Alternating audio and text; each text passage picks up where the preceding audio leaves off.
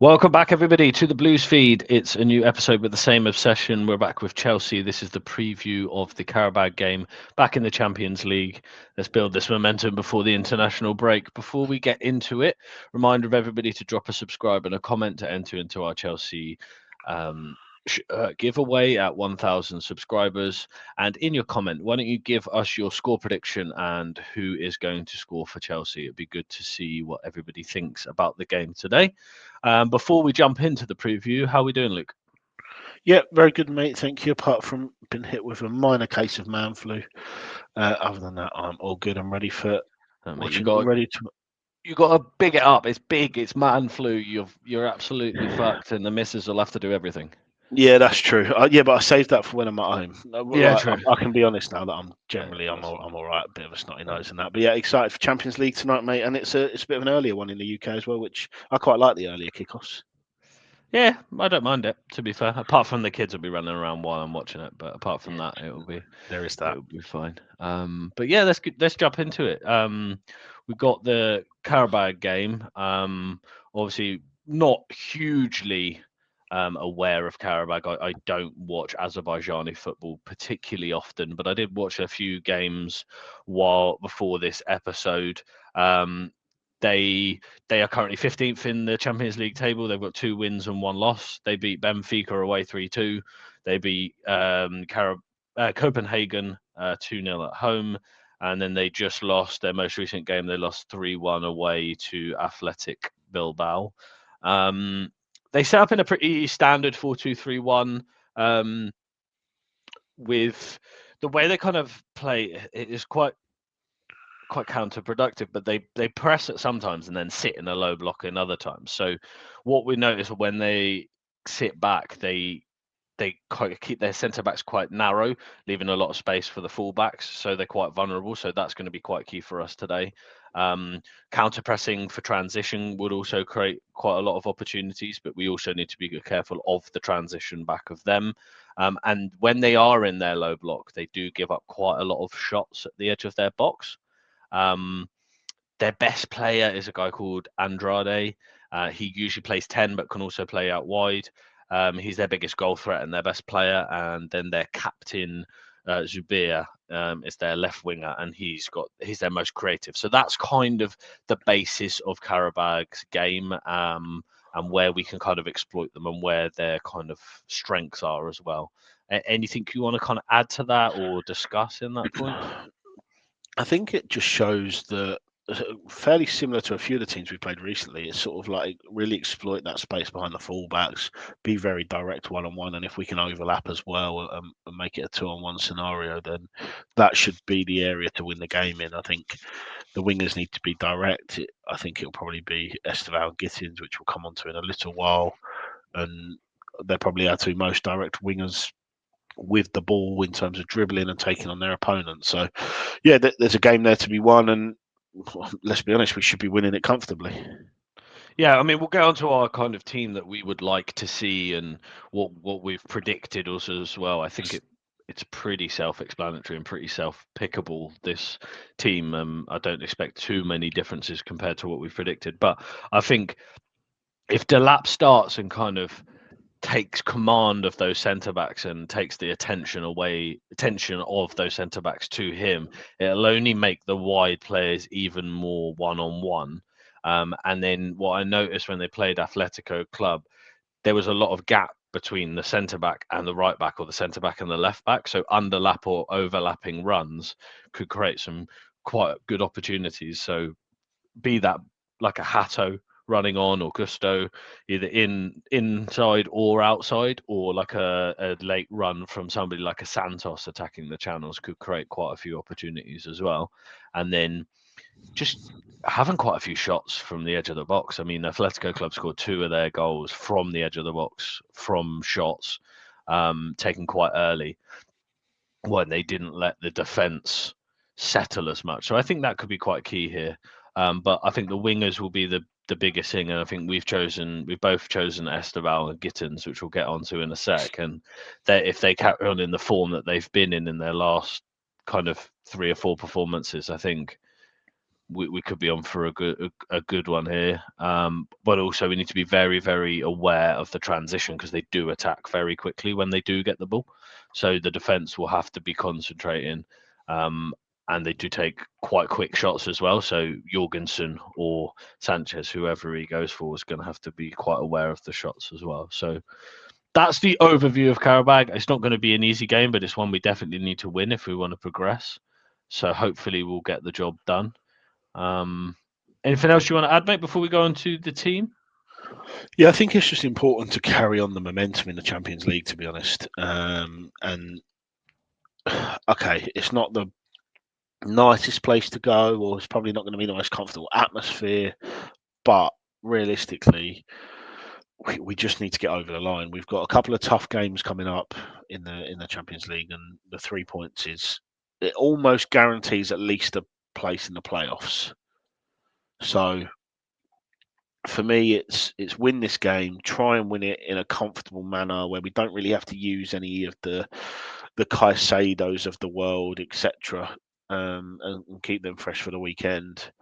Because we've got Barcelona up next in a few weeks' time, which is it's at home, so you could back us, but obviously they're a great team. Then we got a couple of tricky Italian away days, and then we finish with Paphos, of course. So yeah, I think 3 points is a must. Get us onto 9 points and pretty much at least in the playoff rounds for now. Yeah, last year it was 11 points that got you into the playoff rounds. We're on 6 currently. So if we win tonight and we beat Paphos, that's us guaranteed into the knockouts. And then if you can get some points against Barcelona and the Italian boys, then you could obviously try and push up to the automatic spots. I think last year was Last year was 16. 16. Yeah, Yeah, it was 16. 16. So well, if we win tonight, then we'd need 7 more points. So beat Paphos, beat one of the Italian boys, and draw to what the other Italian or Barcelona. So it's certainly possible that we could go through automatically. And I think we definitely need to try to mainly to just minimise the amount of games that we have to Yeah, play because you get rid of 2 games there, and probably yeah, for free sure. up 2 midweek games as well. So it makes everything a lot better. Well, let's go on to the team selection now. I think just before I jump into it, I want to say Maresca got the team selection at the weekend spot on. I wasn't actually a big fan of the lineup as it first started, as we first saw it, but he got it absolutely spot on. I think the game plan went fantastically, and hopefully he can repeat that again tonight. One thing that we were a little bit critical of was the fact he didn't rest Neto or Pedro. Obviously, Neto's now missed out on training and isn't playing today, so I'm hoping in future he does rotate them a little bit more and give people a bit more of a rest. And I think key for tonight is mass rotation to allow the guys to recoup and go again at the weekend because winning against Wolves is imperative as well. So to jump into the team, we both actually selected the same team, so we're not going to have any arguments here. We've got Jorgensen in goal. That's a bit 50-50 for me. I don't really care if Jorgensen or Sanchez plays, but for the fairness, I'll put Jorgensen in goal. Gusto, Josh, Tosin, and Hatter across the back 4. I think Josh and Tosin didn't play at the weekend, so they picked themselves. Hato didn't play. That's Res Cucurella. And James, let's not play him 3 games in a week when we're playing Qarabag and Wolves. So let's save James for the weekend. In the middle, Lavia and Santos. Let's rest Caicedo and Enzo. Give some more minutes into Lavia, and Santos deserves to play more because he's been playing really well. Esteval and Gittins out wide. I think they're starting to push for a starting spot in the first team or in the kind of Premier League side. So let's keep them going. Buenanotte in the 10 because I don't think there's really anybody else to play there. And then Delap to make up for his antics. Anything you kind of want to add to that or talk about in that team? Yeah, so something that I wanted to talk about was the link up that we've started to see between Esteban and Gittins. I think there was a lot made of sort of the link up that was going to be there between Esteban and Palmer, both being quality players. I know there was the joke around the chats at the Club World Cup when Esteval had no idea what Palmer was talking about. But I think in recent weeks, when Esteval and Gittins have played together, they just both seem to be on a similar wavelength. They know when the right time is to go at their fullback. They know when they can dip in and play the ball and maybe play a 1-2 or put in a cross. And I think the two of them seem to be learning together and really developing well together. And I think they're going to end up being the starting wingers in the league team at some point soon. What do you think of the two of them? Yeah, mate. I think they genuinely are pushing to start. I mean, I thought Garnacho was nowhere near as bad as people tried to make out on Twitter at the weekend. I thought he was pretty good. Um, or like pretty average, but he wasn't bad. And I thought Neto was actually quite poor on the ball compared to off the ball. He was just his standard self, worked really hard and nullified that threat down the left hand side. But um, he was very poor on the ball, and Esteval was just looking brilliant every single time. So I think I mentioned it on the pod a few episodes ago that we look better as a team when Esteval is in the team compared to Neto. It just looks more fluid. So I think they're developing really well and showing the model working well, and having two people in each every spot is pushing everybody to to play better and better. So yeah, I think they're fantastic talents, and we could probably see them as mainstays in the side pretty soon. And I think the sort of the difference between where we are this year to last year is obviously we were playing Conference League and it was almost like 11 players rotating each week, B team and the A team as they called it. But you see a lot of players in the maybe in the rotated lineup, like a lot of these guys on the screen now, that are actually getting minutes and chances in the Premier League. Obviously, Santos has played a few games. Lavia's sort of coming back to fitness, so he might take a little while. Hato was trusted against Liverpool. We came on. He was superb. Gittins, he come on against Forest, changed the game. The only one who's not really getting any chances is Buonanotte, but he's not our player, so it's not the end of the world. Just use and abuse to what suits us, really. But I like the way that Maresca's going about this rotation, but also showing players that if you do well in the lesser games, that you will get a chance in the league.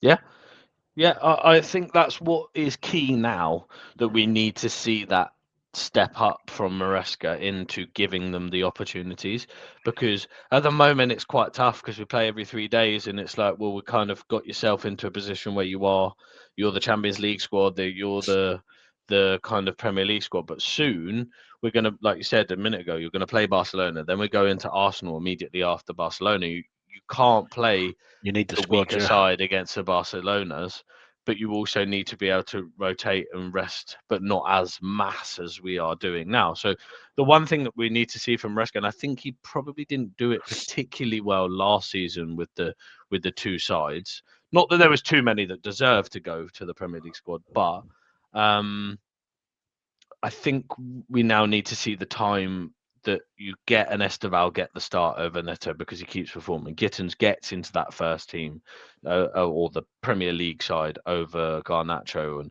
maybe Santos plays, Lavia plays, or Hato plays at left centre back or something like that. We need to now see that opportunity and that pathway from, in a way, B team to A team. Yeah, 100%. And we're starting to see it, but yeah, there's room for development as there is within the team, I suppose, as well. Obviously, Delap's There's a lot of play kind of positions in Chelsea where you can't quite do that. Like yeah, Hato is going to struggle to displace Cucurella. Santos and Lavia are going to struggle to replace Caicedo and Enzo. But like in positions like out wide or um, mixing up the attack and playing Delap and Pedro together and dropping Pedro in the 10 and stuff like that is just where I'd like to see it. yeah, but you also saw last year that when he was fit, which wasn't very often, Lavia would start with Enzo and Caicedo. So there is other changes that can be made to do that. And I do think Maresca started to develop into a manager that will play people on merit a lot of the time. I mean, like you say, somebody like Hato, for example, he probably does deserve a start in the league with his performances so far, but Cucurella is also so consistent that it's going to be very hard to displace him. So is he going to have to change it up and potentially try and start a centre back, or does he know that okay, I'm going to stick in the cups for a year or so, and then eventually I'll displace him. And it's just about the patience and basically not doing a Renato Vega is effectively what Hato needs to do. Yeah, and I feel similar with like a Santos and a Lavia. Like if both of them start staying fit, they're both good enough to start. How are they going to react over the next 6 months? Because it's going to be really hard for all three of those to But break then into that success. first If one. you want to be in a successful team, you have to get on with it because you look at City over the years, or I hate to say it, but you look at Arsenal now. The teams with the best squad depth are the ones that go furthest in competitions, which A means more games, but it also means more chance of silverware. That No, City I team agree with you, prove but it. you look at Arsenal and you look at City, they're at real risk in, oh well, City have had it where quite a few good players have left because they didn't play that often. Like you've seen Sane leave and you've seen players like that. And with Arsenal, they're going to risk losing Lewis Skelly. They're going to risk losing El Neri, like Dowman in a few years because Arteta does stay with that pretty set first team quite often with like bar like one or two positions. So You just need the players to buy into what you're doing, don't you? I suppose. all comes down to the manager showing, like, making them feel as important as possible. That's the thing, even Of if it's course, not yeah. Man that many management's key. minutes or what have you. So it'd be interesting to see how it progresses. Obviously, Chelsea are not afraid of moving on players if they don't want to be here. But obviously, we all the players that we're mentioning at the moment, Hato, Santos, Lavia, we all want them to stay because they're incredible talent. So it'd be Yeah, interesting to see. yeah, for sure, for sure. And then obviously you've got Delap's back tonight as well, which is good. I think he needs to start. He needs to get minutes in the tank, but he also needs to make amends for that horror show of a performance against Wolves. Like I said, post Wolves, if he comes back in, scores the winner tonight, everything will be forgotten, move on, and there'll be calls for him to start the weekend, I assume. He just needs to keep calm. He just needs to not try and go and make too much of amends. That's the main thing that worries me because it was a little bit of that of why he got sent off. Yeah, I just hope he just come on. You're in the side. Go and play the whole minute. Go and play really well. You don't need to do anything mental. Just get your minutes back, and the rest will sort itself out.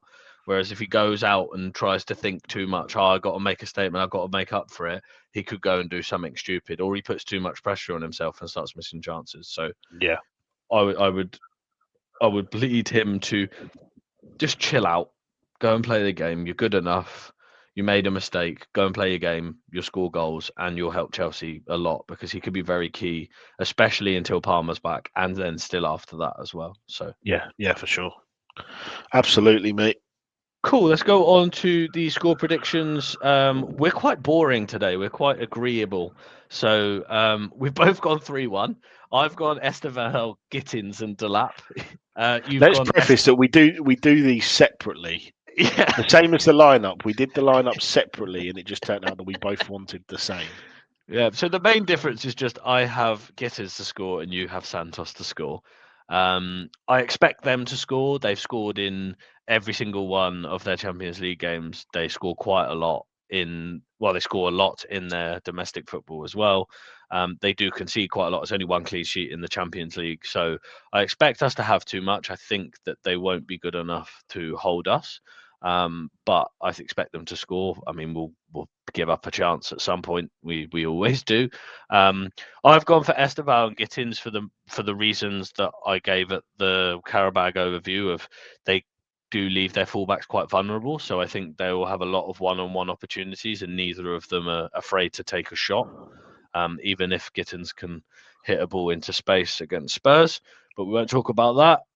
And then I've gone for Delap to score a goal because I think he'll just be too much for their centre halves. And I think will create quite a lot. So I think he'll score. And my prediction for the Delap goal is actually a counter pressing opportunity where we slip the ball in behind and Delap runs on and scores. That's my extra prediction here. And then Steve just to be the best player on the pitch because he usually is because he's unbelievable. Yeah, I mean, you've pretty much summed it up. Yeah, I went Esteval and Delap, similarly to you to score, but I went Santos instead of Gittins. I think this game is going to be set up for sort of transitions, counter-attacking, and crashing the box. And I think it's something that Santos does really well. So yeah, I think he'll get on the score sheet. Delap will nick a goal from somewhere. Esteval will have a moment of magic, or many as usual. And hopefully we ride out 3-1 winners, ride into the sunset, beat Wolves on Saturday, and happy international break, everyone. Absolutely. I hope it's a 3-0 and we concede late rather than going 1-0 down and it makes it really stressful for everybody. But Yeah, or just don't I concede.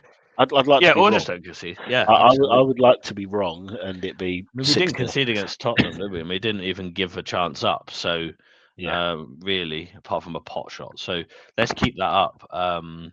My main concern for this game is that we don't take it seriously enough, because I back us against the Liverpool or Tottenham, but the Qarabags and the Wolves and the Ipswiches of last year, etc., they're the ones that we don't always win. So I hope that they're just up for it enough. But everybody, let us know your thoughts. Let us know what your score prediction is, your team selection, or what you think is key for tonight in the comments below. Drop us a subscribe, and the comment will also enter you into the giveaway. And we will be back probably on Friday for the Wolves preview and a little bit of reaction about this. And we'll catch you all soon. Peace.